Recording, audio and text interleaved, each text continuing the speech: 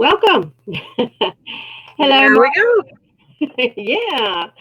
So hopefully we are live, and if anybody has questions, we encourage you to type them in chat. We're supposed to be able to see them.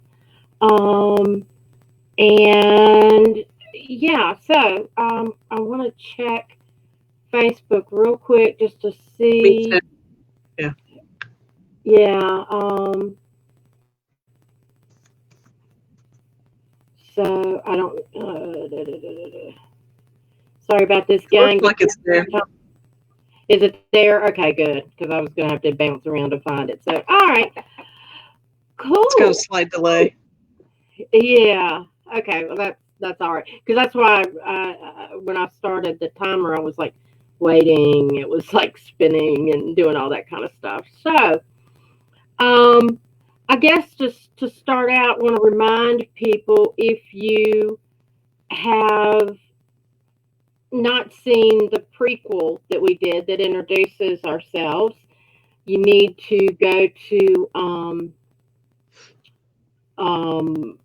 you Facebook is the easiest to get the links that you need Mm. because I don't have them right here in the chat.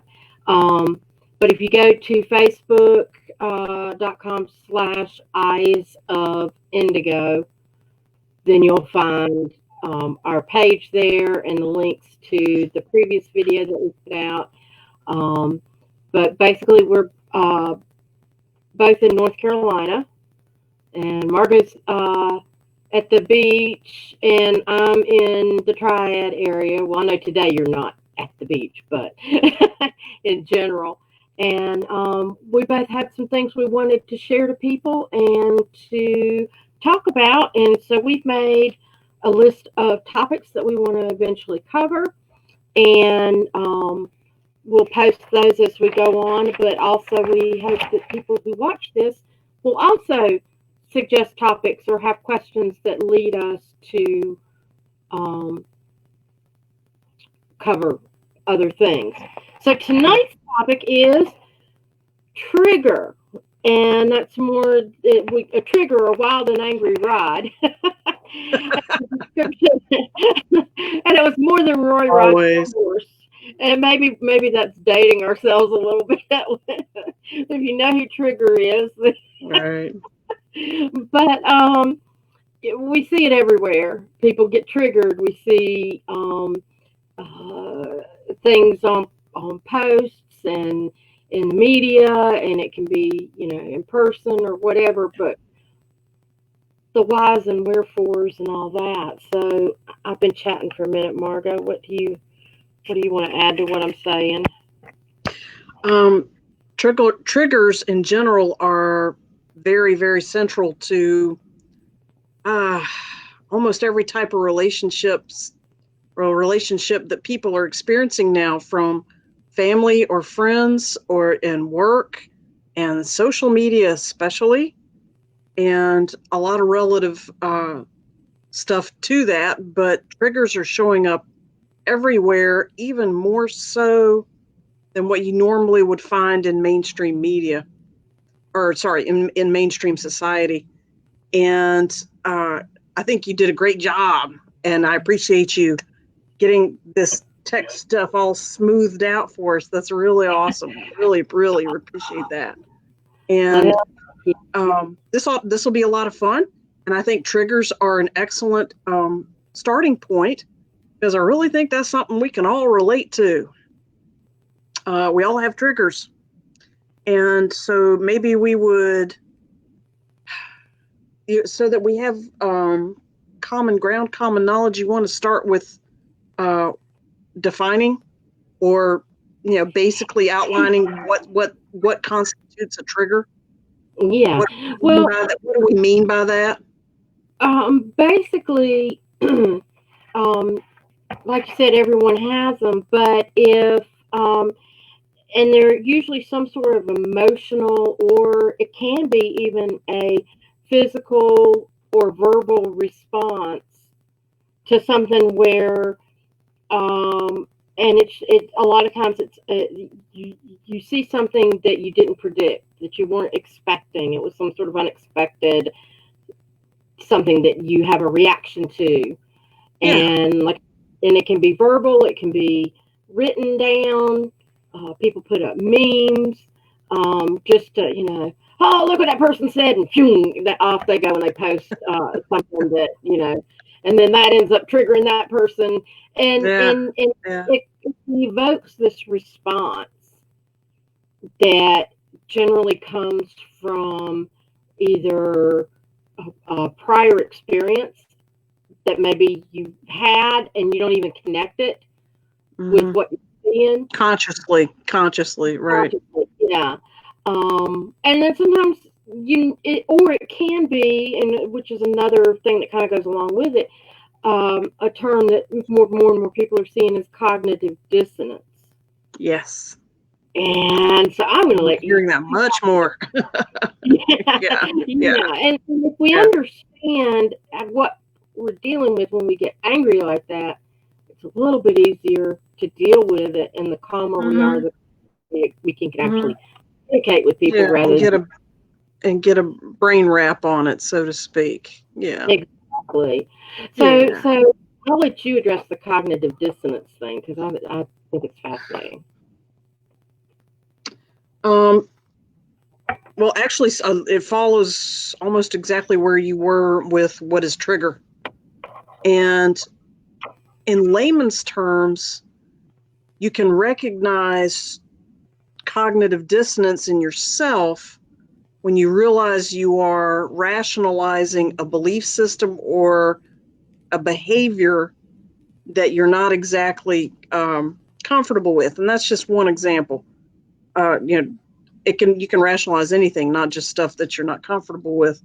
But a typical example would be making a choice that doesn't fall within your normal ethics. A good example I found was, let's say you're walking your dog and you normally have the little plastic baggies to pick up after the dog. And today you ran out of baggies and you're late for work and you walk the dog and the dog leaves a few gifts in the neighbors, along the road, along the sidewalks, and you rationalize in your mind, well, it's just once. I'll have bags next time. Everybody does it. Everybody, misses a few times. It'll be okay. And in day-to-day terms, we call that rationalizing. In psychological terms, we call that, you could call that social dissonance. And what it is the reality of the situation does not jibe with your belief system. So you start coming up with rationalizations to force them to fit together. As you can see, the media, the mainstream media and social media clicks that conflict for us constantly because people are trying to tell each other information that the speaker is trying to, or the writer or the meme writer or whatever is trying to say information that the listener may not have context for, may not have the background for, or just doesn't have an agreeing opinion on, and or has contrary facts to their own to their own knowing. So you end up rationalizing what that new information is bringing to you, to the point that sometimes you'll even shut it down and dismiss it entirely, which has pros and cons. In terms of messing with your mental health, that's a good way to maintain your mental health, because nobody is going to knock you off your train of thought. And that's one way to manage it. However, the downside is that you are forcing yourself to stay within your box, within your comfort zone. And while that lends a level of mental, emotional safety, it also doesn't allow you to grow. And you're not getting experiences outside of what you standardly already know. and you're refusing to admit into your mind or your awareness that the universe is constantly growing and changing and being ever bigger and more amazing than maybe we ever thought before. Always there's more to know than what we already cognitively know. We all know that. You discover new things that are benign every day. Well, there are new things that are not so benign happening every day too. And that's just the nature of life on Earth. And Very true. yeah, and some of that's kind of creepy, and some of it's really cool. And you got the whole spectrum, which is again a reflection of life on Earth. It's a little bit of everything. So, baby steps. When you run into information that makes you jump back a little bit or completely jump back. And or people, not just information, but people. They're, yeah. And I've been guilty of it myself. I've seen people that I would go, if they would just listen, why can't they think, or why do they keep saying the same things over and over again? And maybe I wasn't as receptive to opening up and changing either. And so I've learned a lot about, if I see somebody that doesn't agree with me, I'm going to find out why they think the way they think, and is there something there that I need to learn? And if they're just regurgitating what they're seeing in social media or what they've grown up to believe, and they're not ready to accept new information, then I just kind of go, okay, that's where they are right now, and I don't need to get in a fight with them. And if you need in my getting frustrated, because if they're not going to change, why do I want? What good does it do me to get mad? Doesn't mean I don't sometimes get mad at things I see. I mean, depends on what it means to you. Yeah. It depends on what it means to you. I'm more in control. I'm not as quick to, try to poke the bear, so to speak.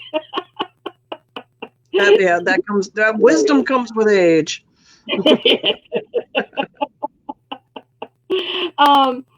I know too, kind of on this, I wanted to throw in, I was telling you a little bit, but I took a interpersonal relationships series of courses, and it was when I was working with the state and having to deal with people, and we had to take this coursework to learn about working with people. And there were some interesting things that really changed my life during that, and how I deal with people and that sort of thing. But one of the discussions that we had in class one time was the guy teaching it was telling us, nobody makes you feel any particular way. And I had a real hard time because, everybody's guilty of saying, oh, he makes me so mad, or, oh, I just love the things you do. It just makes me love you so much.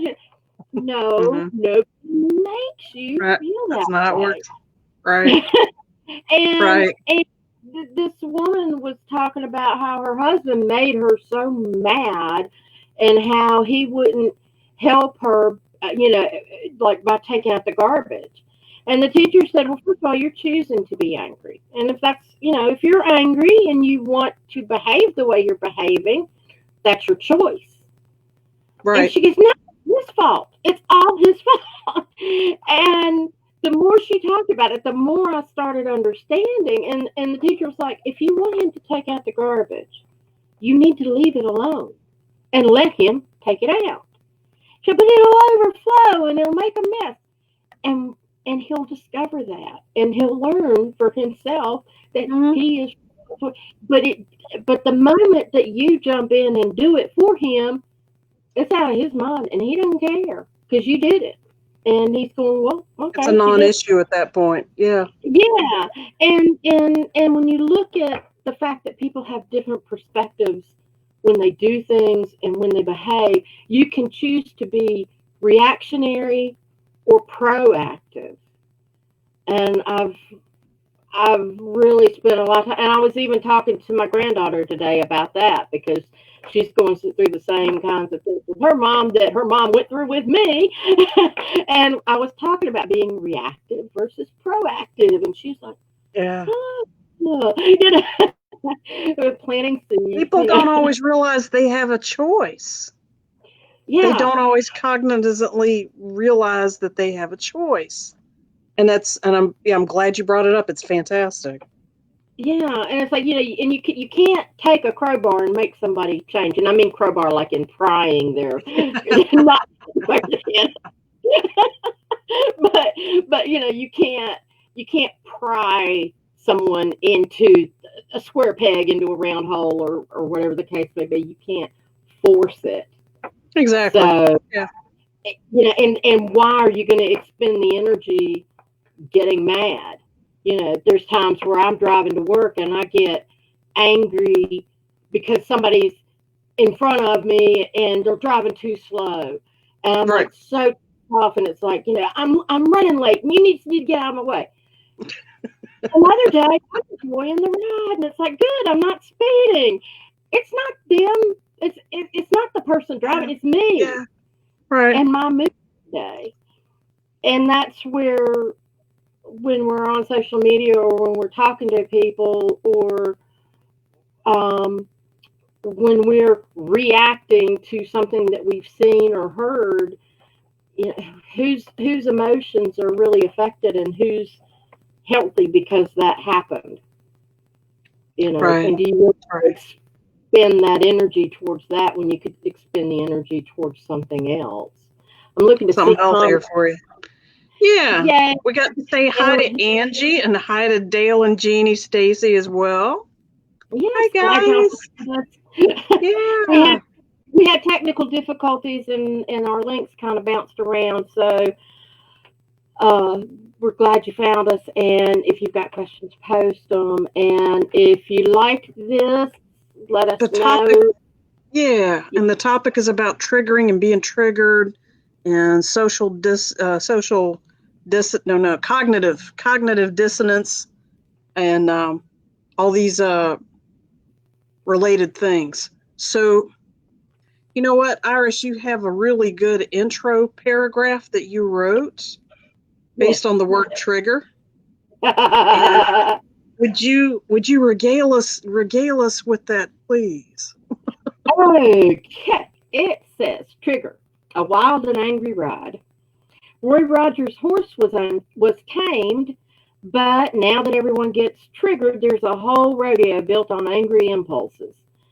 We're taking back the corral and shoveling out the manure. What spurs you on and chaps you? How do you handle it? Who is provoked and who is provoking? There's plenty of pasture to explore, and we'll wrangle a few steer. Oh, and watch out for the cow pies. We're moving on through. Good advice. Good advice. Absolutely. Absolutely. Yeah. And so when we, and I think one of the things that says that maybe we might want to address is, who and why are we being provoked? It goes from anything from your next door neighbor to mainstream media. Yeah. And we love you too, Lisa Diane. Hey, Lisa. Love it, I'm feeling it. Anytime you guys have questions, just start typing them in the chat and let it start there, and we will catch it. And that's part of the show, is for you to ask questions, whichever side the chat is on for you. She can't tap in tonight, but she has to work. But she'll be here later and wants to listen and share. Thank you. Please do. Absolutely, sweetie. Thank you. Yeah, Namaste. and we'll follow up on our recordings too. And if anybody has comments too, we'll see. We'll follow up there as well. But we do want this to be something that people can engage in, And of course, this is our first. We're just getting started. So, um, Baby but I was, steps. yes, but I was thinking about how there's a lot going on where you see the same things being said in the media. And I mentioned it earlier where people are regurgitating what they hear on the news and not delving deeper. Yeah. And if you see the same exact phrasing repeated again and again and again, you have to wonder who's really kicking that off. Um, Lee, Tyser Olson. Being triggered by a family member is especially challenging. I'm working on it. Yes. Yes. Sign language for yes, for anybody that doesn't know that. Oh God. Yeah. Okay, so let's just jump in with both feet Yeah, and go to sure. the top one of the two or three tough ones. Lee, you're right on board. That's extremely relevant to everybody. And there's more comments down below that. Okay. So a little bit back towards what Iris was talking about. When you're dealing with being triggered with family and or super close people, proactive choices versus reactive choices is going to be the foundation of a healthy response or not. But also another part of building a healthy response and therefore a healthy relationship is to recognize two other things. The other person, will have cognitive dissonance, and maybe your own cognitive dissonance is being triggered as well. And just awareness of that in the first place can create space from an otherwise a locked up, headbutting, nobody can move situation. That creates a little bit of space so that you can start coming to a middle ground, or in the very least, agree to disagree, which is also a healthy resolution during this time of the great unknowing.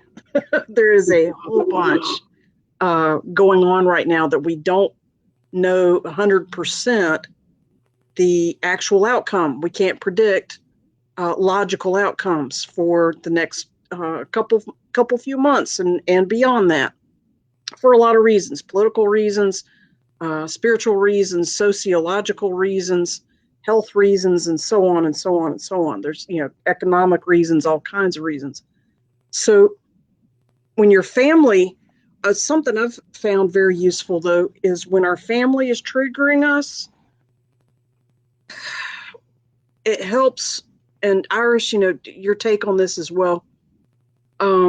It helps that I've noticed to keep in mind that people that are closest to you will absolutely go off on you in ways that they would never do to other people because they trust you to love them anyway, even with their weird little cognitive dissonances and rationalizations and triggers anyway. So we're actually more prone to experience triggers and dissonance with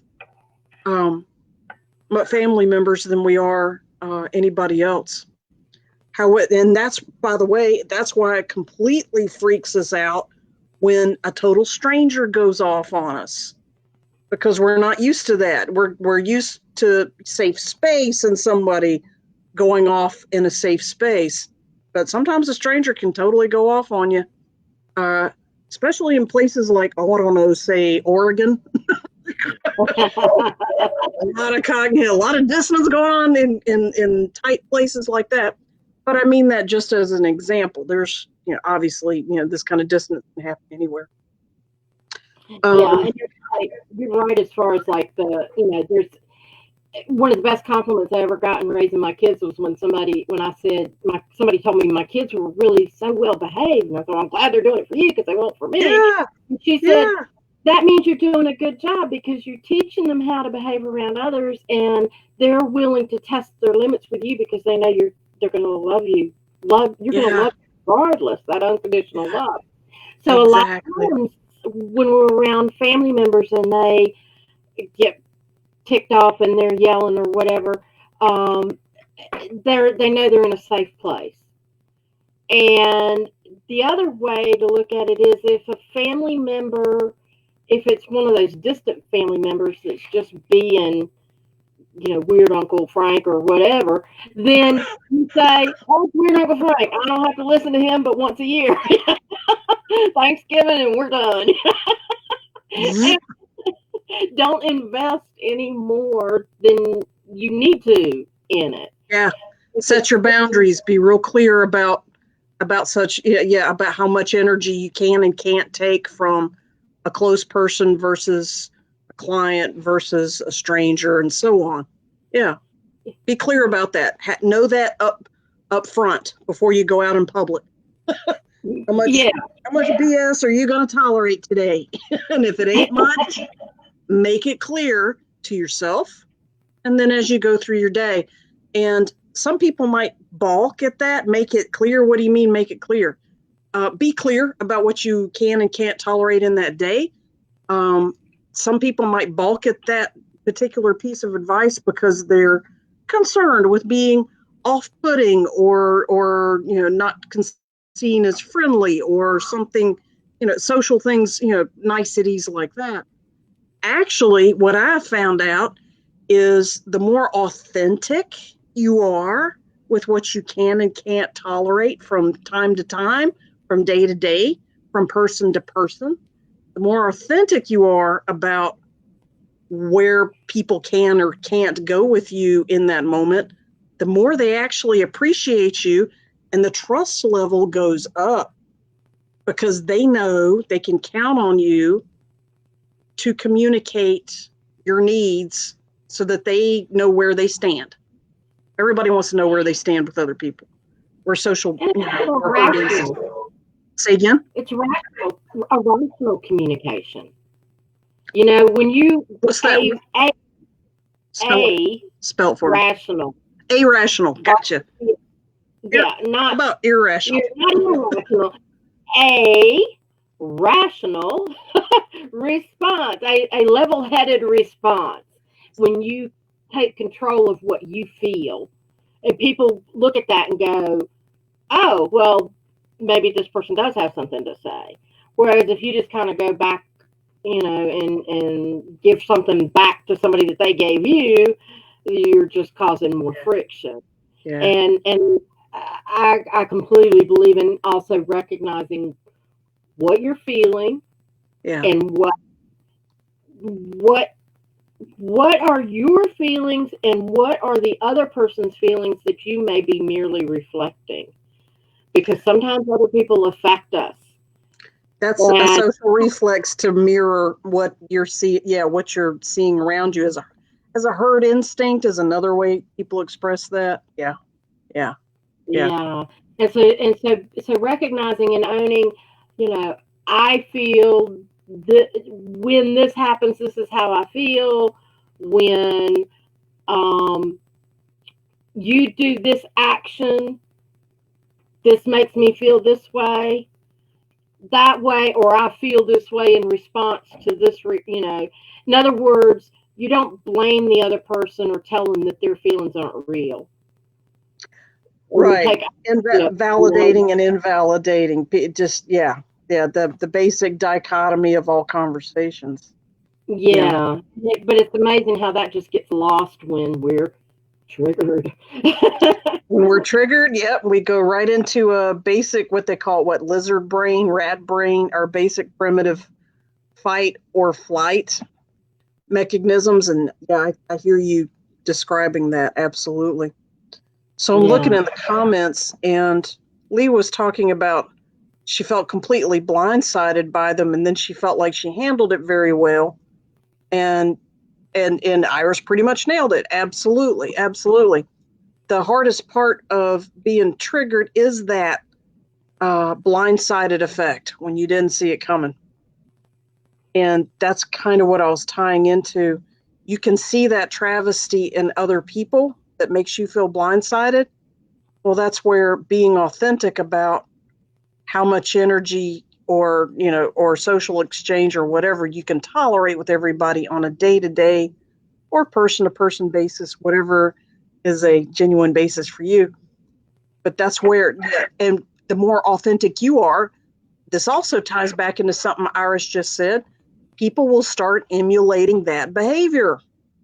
As when you're authentically yourself, other people around you will start being more authentic as a reflection of that. And in my opinion, I believe that kind of authentic expression of self, obviously with some diplomacy if you're getting really, wired, but common sense on that one. But now we're tying back to what Iris brought up about being proactive versus reactive. You're proactively letting it known where you're at instead of reacting coming in after the effect and being reactive. Yeah. So it ties it. I believe this. That's all related. Yeah, it's all related. And it puts you in the more in control that you feel, and the more you recognize your own feelings. And I'm using your as myself too, because I know I've been in situations where I've been blindsided, or I've just reacted and just break down, and and after, you feel so just at a loss and helpless and like you've been attacked, and maybe nothing happened other than the person said what they wanted to say and they marched off, and then you're like, crumbling up in the corner. And when you realize, hey, I know how I feel, and I know I have a right to those feelings. You've got a divine right to feel how you want to feel, and to be who you want to be, and you take ownership of that and recognize that's me, and I'm not having to conform to what anybody else requires me to be. And then you're going to be more proactive in having control you from feeling helpless. Absolutely. So we're pretty much at the 10 o'clock time hack mark. Time flies when you're having fun. Keep them short because we don't want to be dragging on and on. It would be absolutely. So what's our topic next time? Do you have those notes in front of you? I don't have those notes in front of me. That was the one thing that I was not prepared for tonight. That's okay. We'll be posting that on our Facebook page for that. Yeah, that's not a problem. Yeah, I appreciate all the hard work you did to even get this running. I know it took you hours and hours today. Thank you. Namaste. God bless and all that happy, good stuff that from the heart. You are amazing, Iris. Thank you for letting this happen. With us. And thank you for everybody that joined us, and do share the videos when they get posted, and appreciate everybody being here, and we'll see you next Wednesday.